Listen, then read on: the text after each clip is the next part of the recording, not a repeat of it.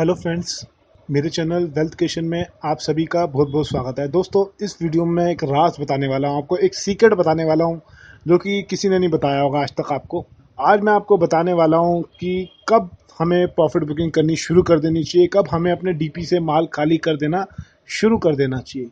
कोई ऐसा इंडिकेटर है जो हमें ये बता सकता है कि अब मार्केट ओवरबॉट के लेवल पे पहुंच चुकी है, अब यहाँ से सेलिंग होने वाली है, अब यहाँ से प्रॉफिट बुकिंग शुरू होने वाली है। दोस्तों, ऐसा इंडिकेटर है जो हमको बताता है कि इस लेवल से पे पहुँचने के बाद अब मार्केट नीचे आने वाली है। दोस्तों, मैं विद प्रूफ के साथ दिखाऊंगा आपको। मैं ऐसे हवा में बात नहीं कर रहा, मैं आपको पक्का सबूत दिखाऊंगा, आपको पास्ट के रिकॉर्ड दिखाऊंगा, वो नंबर्स दिखाऊंगा जिनको देखने के बाद आपको भी यकीन हो जाएगा, हाँ ये बिल्कुल सबसे बेस्ट इंडिकेटर है। तो चलिए आइए शुरू करते हैं हम अपना आज का ये वीडियो। तो सबसे पहले मैं आपको बताता हूँ क्या चीज़ पी को डिसाइड करती है, क्या चीज़ पी को बनाती है, क्या फैक्टर्स होते हैं जिसकी वजह से एक पी बनती है। तो सेंसेक्स का पी भी होता है, निफ्टी का पी भी होता है। तो जैसे सेंसेक्स के अंदर 30 कंपनियां होती हैं, उस तरीके का उनका औसत निकाला जाता है, उनकी एवरेज निकाली जाती है। एवरेज जो बनती है उसके हिसाब से उसकी पी डिसाइड होती है। तो निफ्टी के अंदर 50 कंपनियां, उसका जो एवरेज पी बनता है वही जो है निफ्टी का पी माना जाता है। तो आज की डेट में निफ्टी की पी 24 की चल रही है, ऐसा इतिहास गवाह है। पास के अंदर जब भी निफ्टी की पी 30 तक गई है या 28 के आसपास गई है, तब यहाँ पे भारी करेक्शन हमें देखने को मार्केट में मिलती है। तो किस कंपनी को क्या पी मिलेगी वो 3 फैक्टर्स के ऊपर डिसाइड होता है। तो 3 फैक्टर्स होते हैं। जो पहला फैक्टर होता है वो होता है ग्रोथ इन बिजनेस। तो जितनी भी हाई ग्रोथ वाली कंपनी है उनका पी हमेशा आपको हाई देखने को मिलेगा। वहीं अगर बिजनेस में रिस्क कम है दूसरे नंबर पे, तो पी जो है उस कंपनी का हाई रहता है। और अगर किसी कंपनी का फ्री अच्छा कैश फ्लो होता है, कैश फ्लो स्ट्रांग होता है, तो उसका पी भी आपको हाई देखने को मिलेगा। उसी तरीके से एग्जांपल के लिए मैं नाम लूँ किसी स्टॉक का, जैसे हिंदुस्तान लीवर है, उसकी पी 65-70 के आसपास चलती है, वो हमेशा हाई वैल्यूएशन पे ट्रेड होता है स्टॉक। तो हिंदुस्तान लीवर का जैसे आप जानते हैं कि प्रोडक्ट अच्छे खासे बिकते हैं मार्केट के अंदर, पॉपुलेशन बढ़ रही है और इनके प्रोडक्ट की डिमांड चलती जाएगी। मान लीजिए अगर वॉर भी होता है तब भी इनके प्रोडक्ट जो है मार्केट में बिकते जाएंगे, इनका कंजम्पशन जो है कभी कम नहीं होगा। तो इसलिए जो है ये हमेशा हाई वैल्यूएशन पे ही ट्रेड होते हैं। तो हिंदुस्तान लीवर के अंदर रिस्क कम है, ग्रोथ ज़्यादा है, कैश फ्लो अच्छी है, इसलिए जो है ये हाई वैल्यूएशन पे ट्रेड होता है। एफएमसीजी सेक्टर के काफ़ी सारे स्टॉक हाई वैल्यूएशन पे ट्रेड होते हैं। वहीं पे आप चेक करेंगे कुछ ऐसी कंपनियां भी हैं जो काफ़ी ज़्यादा लो पी पे ट्रेड होती हैं, जैसे कि जिनके अंदर काफ़ी हैवी डेट है। जैसे मैं एग्जांपल के लिए नाम लूँ, टाटा मोटर्स हो गया या कुछ पीएसयू कंपनीज हो गई, जैसे ओएनजीसी हो गई, वो भी आज की डेट में लो पी पे ट्रेड हो रहा है। तो अगर हमारे इंडेक्स के अंदर ऐसी कंपनियां ऐड हो जाएं जिनकी वैल्यूएशन काफ़ी ज़्यादा है, जो हाई ग्रोथ कंपनी है, जिनके अंदर रिस्क कम है, कैश फ्लो अच्छा है, वो ऐड हो जाएंगी, तो बाजार का पी हाई हो जाएगा। अगर कुछ लो पी स्टॉक ऐड ऑन हो जाए ज़्यादा, उनको ज़्यादा ऐड कर लिया जाए, जैसे ओएनजीसी हो गया, आईआईसी हो गया, आईआईसी की बैलेंस शीट में काफ़ी डेट है, वो थोड़ा लो पी स्टॉक है। तो टाटा मोटर्स हो गया जो कि काफ़ी टाइम से लॉस में है, तो कुछ ऐसी कंपनी अगर ऐड ऑन हो जाती है तो ऑटोमेटिकली जो है निफ्टी का पी नीचे आ जाएगा। तो आज की डेट में हमारे इंडेक्स में काफ़ी सारी कंपनियां ऐसी ऐड ऑन हो गई हैं जो कि हाई क्वालिटी की हैं, जिनके अंदर हाई ग्रोथ है और जो है हाई वैल्यूएशन पे ट्रेड हो रही है वो कंपनी। और काफ़ी सारी ऐसी कंपनी बाहर निकल गई हैं जो कि लो वैल्यूएशन पे ट्रेड होती थी, जिनके अंदर डेट है। जैसे कि मैं बात करूं, अभी पीछे जो है अंबुजा सीमेंट, आप जैसे जानते हैं कि वो 20 की पी के पास ट्रेड होता था, 20-22 की पी के पास ट्रेड होता था, उसको जो रिप्लेस किया है एचडीएफसी लाइफ इंश्योरेंस को ऐड ऑन कर दिया निफ्टी के अंदर, तो उसकी पी जो है 121 के आसपास है। इस तरीके से एनएमडीसी किसी जमाने में निफ्टी 50 के अंदर हुआ करता था, वो जो है 4 की पी के पास ट्रेड हुआ, उसको रिप्लेस किया गया है टाइटन थे, वो जो है 118 की पी के पास ट्रेड होता है। इसी तरीके से लुपिन भी निफ्टी 50 के अंदर हुआ करता था, उसको बाहर निकाल के अदानी पोर्ट को उसकी जगह ऐड ऑन किया। अदानी पोर्ट भी काफी हाई वैल्यूएशन पे ट्रेड हो रहा है आज की डेट में। हाई ग्रोथ कंपनी जिनके अंदर कॉम्पिटेटिव एडवांटेज है, जिनके अंदर मोड भी है, जिनके प्रमोटर बहुत अच्छे हैं और जिनके अंदर हाई ग्रोथ है और जिनका बिजनेस मॉडल काफ़ी स्ट्रॉन्ग है, जैसे एचडीएफसी लाइफ इंश्योरेंस है। लाइफ इंश्योरेंस हर कोई बाई करता है, ये मार्केट लीडर पोजीशन पे है, मार्केट शेयर काफ़ी तेज़ी से गेन कर रहा है। जैसे टाइटन है, बड़ा ब्रांड है, एशियन पेंट है, मार्केट लीडर है।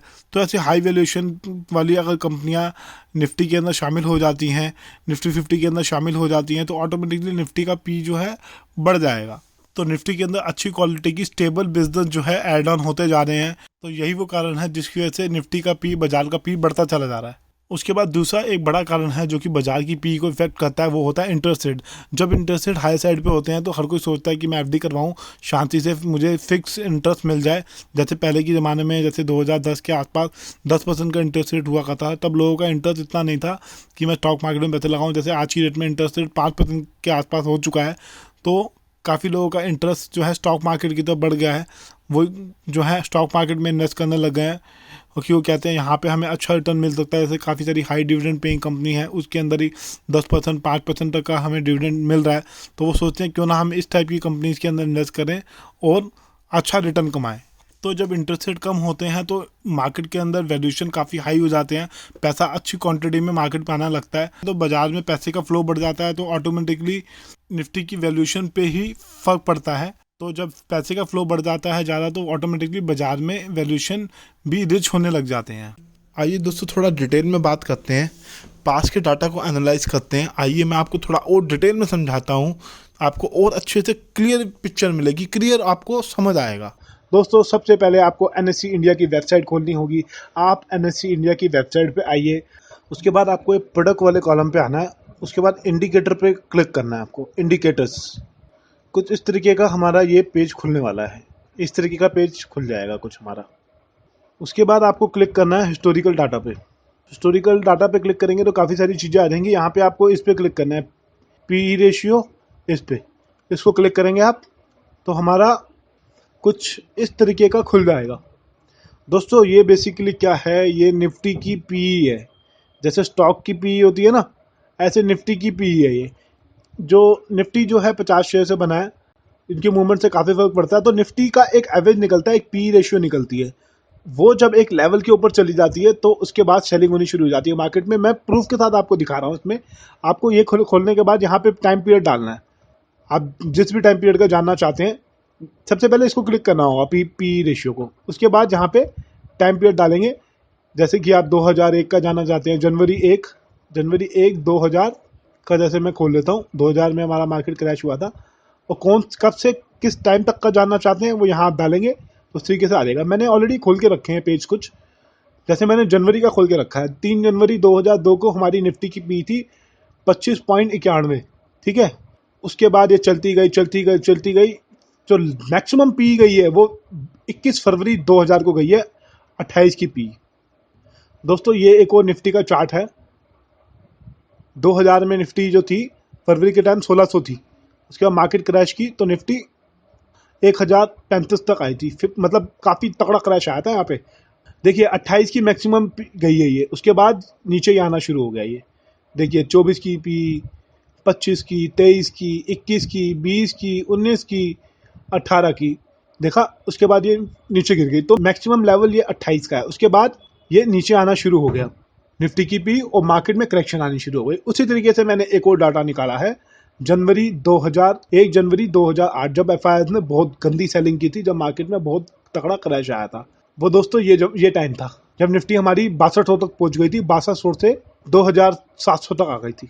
तो देखिए 2008 में 1 जनवरी 2008 को 27 की पी थी, 27.64। मैक्सिमम पी गई इसकी 28.29 8 जनवरी 2008। एक ये सबसे बड़ा लेवल था, सबसे हाईएस्ट लेवल था निफ्टी का। उसके बाद निफ्टी के में करेक्शन आनी शुरू हो गई। कुछ टाइम मेंटेन रहा, ऐसा नहीं है कि इसको टच करने के बाद एकदम नीचे गिर गया। कुछ टाइम मेंटेन रहा, 5-6 दिन, हफ्ता। 28 की हुई, फिर 27 की हुई, फिर 26, फिर 25, फिर 24, 22, 20। उसके बाद देखिए मार्केट में पूरा क्रैश आ गया था। 20 की पी होने के बाद 19 की पी हुई इसकी, तो उसके बाद मार्केट नीचे गिर गया था। ये मैंने जनवरी का खोला है, जनवरी फरवरी मई तक का। आप यहाँ पे देखेंगे चार्ट को, निफ्टी के चार्ट को।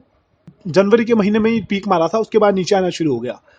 तो वो 28 की पी दिखाने के बाद, तो दोस्तों उसके बाद देखें तो हम एकदम से क्रैश आ गया था। दोस्तों, ये सारा पास का डाटा है। पास का डाटा को एनालाइज करके हमको कुछ समझ आएगा कि इन फ्यूचर में क्या होने वाला है।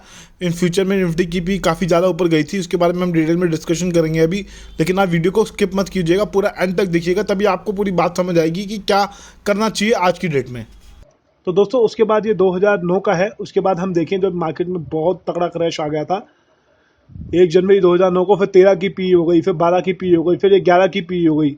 तो ये तो बहुत ही अच्छा टाइम था बाय करने का स्टॉक को। तो ये बहुत अच्छा इंडिकेटर्स है जिससे हमें पता चल जाता है। आइए और एग्जांपल देता हूँ, मैं आपको बताता हूँ। दोस्तों पहले क्या होता था कि जब निफ्टी की पी 28 तक जाती थी तब कहा जाता था कि मार्केट जो है ओवर वैल्यूड हो गई है, मार्केट के अंदर करेक्शन आने वाली है, तो आप अपना माल काट दीजिए, साइड पे बैठ जाइए। जब करेक्शन आए 18 की पी पे मेरे निफ्टी के स्टॉक, निफ्टी की पी 18 की हो, 22 की हो, तब जो है थोड़ा थोड़ा आप इन्वेस्टमेंट कीजिए। या फिर ऐसा भी होता है कि 2008 में जो है निफ्टी की पी 10 तक चली गई थी, 10-12 तक। तो ऐसा कहा जाता था कि जब भी कहीं आप पेड कोर्स करने जाएंगे स्टॉक मार्केट के ऊपर या कोई बुक्स में पढ़ेंगे, तो ऐसा कहा जाता था कि जब निफ्टी की पी 15 तक हो जाए तो बहुत अच्छी अपॉर्चुनिटी है इन्वेस्टमेंट करने के लिए। लेकिन अभी पीछे हम देखें तो निफ्टी की पी 40 तक चली गई थी। मार्च 2021 में 40 की पी थी निफ्टी की। तो दोस्तों निफ्टी की पी इतनी ज़्यादा कैसे बढ़ गई? इसके पीछे बढ़ने के पीछे कारण यह है कि निफ्टी 50 के अंदर जो होता है स्टॉक की एवरेज निकाली जाती है, उस हिसाब से निफ्टी की पी डिसाइड होती है। तब जो है उसके अंदर हाई पी स्टॉक, ओ वैल्यू स्टॉक जो है उसके अंदर ऐड ऑन कर दिए थे गवर्नमेंट अथॉरिटी ने, जो कि स्टॉक मार्केट को रेगुलेट करती हैं। उन्होंने इसके अंदर ओ वैल्यू स्टॉक ऐड ऑन कर दिए थे। ओ वैल्यू स्टॉक जैसे कि एशियन पेंट हो गया, SBI लाइफ हो गया, HDFC लाइफ हो गया, बजाज फाइनेंस हो गया, बजाज फिनसर्व हो गया, ब्रिटानिया हो गया, इस तरीके के बढ़िया बढ़िया स्टॉक, अच्छे अच्छे स्टॉक, नेस्ले हो गया। तो इनमें से काफ़ी सारे स्टॉक पहले इस निफ्टी के अंदर नहीं थे, तो धीरे धीरे करके इनके अंदर high P stock add on हुए, तभी जो है निफ्टी की पी जो है चली गई थी 40 के पास। तो दोस्तों अब आप मुझसे पूछेंगे कि हम क्या करें भाई, बता यार कुछ सोल्यूशन तो दे मनीष भाई, तू क्या करें? हम निफ्टी की भी 28 पे जाएँ तब माल बेचें, या 40 की जाए, या 50 हो जाए, हो सकता है 60 भी हो जाए। तो काफ़ी सारे ओवर वैल्यू स्टॉक, अच्छे स्टॉक उसके अंदर ऐड ऑन कर दिए जाए, 60 की हो जाए, कब बेचें हम माल? तो दोस्तों अगर आप स्टॉक मार्केट में प्रॉफिट कमाना चाहते हो, तो स्टॉक मार्केट में अगर आप चाहते हो कि आपको लॉस ना हो, तो सबसे पहले तो स्टॉक सिलेक्शन अच्छा रखो अपना। आप गोल्डन स्टॉक अपने पोर्टफोलियो में रखो, हाई क्वालिटी बिजनेस में इन्वेस्ट करो, ऐसे बिजनेस में इन्वेस्ट करो जो आने वाले टाइम में ग्रो करने वाले हैं, जिनके बिजनेस आने वाले समय में बढ़ने वाले हैं, जिनके अंदर ग्रोथ आएगी, उन्हीं के अंदर आपको प्रॉफिट होगा। अगर वो करेक्शन पे अवेलेबल होते हैं, अगर उनके अंदर बड़ा फॉल भी आ जाता है तो, लेकिन अगर ग्रोथ आएगी इन फ्यूचर तो वो रिकवर आज नहीं तो कल कर जाएंगे। तो इससे बचने के लिए सबसे अच्छा तरीका है कि आप मूविंग एवरेज को यूज़ कीजिए। जब बाय सिग्नल मिले तब बाय कीजिए, जब सेल सिग्नल मिले तब सेल कीजिए। इसके अंदर 50 और 200 दिन की मूविंग एवरेज को यूज़ कीजिए, ये सबसे अच्छी मूविंग एवरेज है। इसके अंदर लॉस होने की प्रोबेबिलिटी बहुत ही कम और ना के बराबर है। इसके अंदर एक बात मैं और बता देता हूँ, इसके अंदर फेक सिग्नल भी मिलते हैं। फेक सिग्नल उन स्टॉक के अंदर मिलते हैं जिनके मैनेजमेंट अच्छे नहीं है, और जिसके अंदर ग्रोथ अच्छी नहीं है, और जो बिजनेस इतना अच्छा नहीं है, जो कि FIs को अच्छा नहीं लगता, और जिसके अंदर प्रमोटर जो है ग्रीडी नहीं है ग्रोथ को लेके, वो अपने इन्वेस्टर को अपना शेयर होल्डर नहीं मानता। वो ये नहीं मानता कि हमारे बिजनेस का पार्टनर है, ये हमारा दोस्त है, उसको डिविडेंड देके रिवॉर्ड नहीं करता। डिविडेंड दे रहे हैं, ऐसा नहीं मैं कह रहा कि वो बिजनेस डिविडेंड नहीं देती, डिविडेंड वो भी दे रहे हैं, लेकिन जैसे जैसे प्रॉफिट बढ़ा है वैसे डिविडेंड अमाउंट नहीं बढ़ाते जा रहे, बोनस नहीं दे रहे, इन्वेस्टर की वेल्थ क्रिएट करके नहीं दे रहे वो प्रमोटर। तो ऐसे स्टॉक में इन्वेस्ट नहीं करना चाहिए। उस टाइप के स्टॉक में इन्वेस्ट करना चाहिए जिसका फ्यूचर में बिजनेस भी ग्रो करने वाला है और जिसका प्रमोटर भी अच्छा है, फ्रेंडली विद इन्वेस्टर है। तो इस टाइप के स्टॉक में आप इन्वेस्ट कीजिए। जब गोल्डन क्रॉसओवर हो तो बाई कीजिए, जब गोल्डन सेल ओवर हो, सेल सिग्नल मिले तब सेल करके बाहर आ जाइए। निफ्टी पी की पी भी आप मॉनिटर कर सकते हैं। अब जैसे कि हम जानते हैं कि 40 की पी के पास चला गया था, यहाँ तक जब मार्केट आती है तो उसके बाद मार्केट ओवर वैल्यूड होना शुरू हो जाती है। जैसे निफ्टी की पी जैसे मैं आपको दिखा रहा हूँ, यहाँ पे मार्च के अंदर 40 की चली गई थी, उसके बाद जून 2021 में जो है 29 की हो गई थी। तो दोस्तों निफ्टी 50 के अंदर जो स्टॉक की है शफलिंग होती रहती है, स्टॉक के अंदर चेंजेस होती रहती है। गवर्नमेंट अथॉरिटी जो है स्टॉक की परफॉर्मेंस के हिसाब से, स्टॉक के मैनेजमेंट के हिसाब से शफलिंग करते रहते हैं वो। तो आप मेरे हिसाब से स्टॉक्स को देखिए, बिजनेस को देखिए और मूविंग एवरेज यूज कीजिए, इंडिकेटर यूज कीजिए, तभी आपको पता चलेगा कि मार्केट ओवरवैल्यूड हुई है या नहीं हुई। जैसे मैं एग्जांपल के लिए आपको बताऊं, जैसे जून 2021 में बजाज फाइनेंस का स्टॉक 6000 के पास चलता था, लेकिन उसके बाद देखिए हम तो ये 8000 पे भी चला गया। तो अगर आप निफ्टी की पी को ही देखते हैं कि निफ्टी की पी ओवरवैल्यूड हो गई है, मैं अपना माल काट दूं, आपको तो नुकसान हो जाता, आप तो उल्टा लेने के देने पड़ जाते। आप तो कहते क्या यार अच्छा खाता चल रहा था, मैं होल्ड करता, 8000 हो गया तब बेच लेता मैं। तो तभी मैं कहता हूँ मूविंग एवरेज को यूज कीजिए। मूविंग एवरेज को यूज करेंगे, जब सेल सिग्नल मिले तब सेल करो, बाय सिग्नल मिले तब बाय करो, तभी आपको अच्छे रिटर्न मिलेंगे। तो दोस्तों इस वीडियो में जिन जिन स्टॉक्स के मैंने नाम लिए हैं उस पर मेरी तरफ से कोई रिकमेंडेशन नहीं है बाय सेल होल्ड की, ये सिर्फ एग्जांपल के लिए आपको समझाने के लिए नाम लिए गए हैं। तो ये वीडियो सिर्फ एक एजुकेशन और इन्फॉर्मेशन पर्पज के लिए था। तो आप कोई भी शेयर खरीदने से पहले अपने फाइनेंशियल प्लानर और फाइनेंशियल एडवाइजर से सलाह करने के बाद ही कोई डिसीजन लीजिएगा। तो धन्यवाद। अगर आपको वीडियो अच्छा लगा तो इस वीडियो को लाइक कीजिए और अपने कमेंट दीजिए। धन्यवाद।